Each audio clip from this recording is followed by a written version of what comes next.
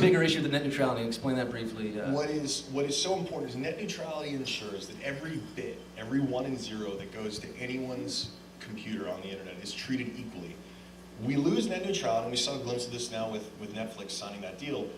Incumbents, essentially well-funded large businesses, can make deals with this oligopoly, right? There's only a handful of ISPs that control the tubes. And they can say, listen, we're good customers. We need our shit to download real fast. So we're gonna give you money, and we're gonna make sure our stuff downloads faster than any other streaming service. And the instant that happens, now I sit as an investor in about 100 tech startups. I talk to founders all the time.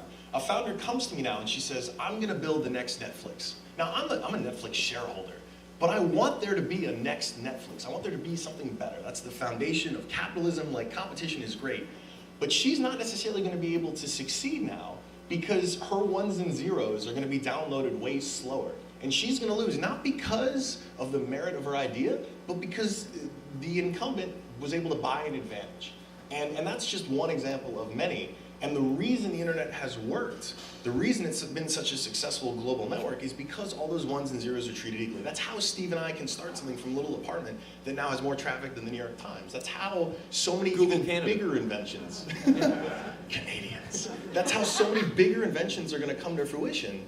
And when you start to see the impact that large companies and corporations have already had in stifling innovation, do you really trust Comcast?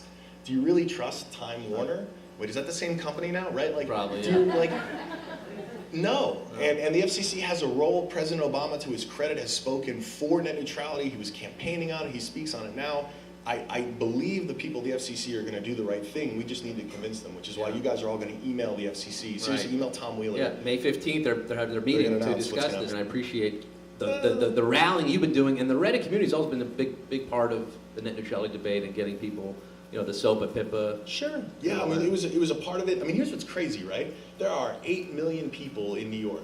There are nearly 160 million people on Reddit. That is like 20 New York Cities worth of people using that one platform, and it's still not even close to the biggest online, right? There are a lot of us online right now, and we actually, as citizens, I don't care how much money's in your bank account, I don't care if you're a lord or a lady, like, we have power.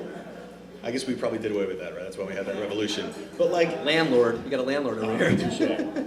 But like, we actually have leverage now. And SOPA PIPA was a great example because it was something that was tied to the future of the internet. So it made sense the internet would want to rally to save it.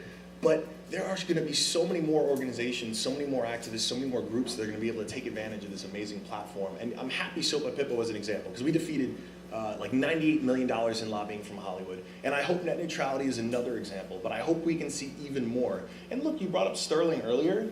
I don't want to say certain, but I'm pretty close to certain that would not have been resolved as quickly and emphatically had it not been for social media. Right. And remember, that's not giving social media credit. That's giving every one of you credit for tweeting about something. That's giving every one of those athletes credit for tweeting about something. Like, that's giving people credit for taking advantage of this great platform. Yes. You feel empowered, guys? That's why we're Times People of the Year, right? Oh, yeah. Alexis Ohanian, without their permission, thank you so much, sir.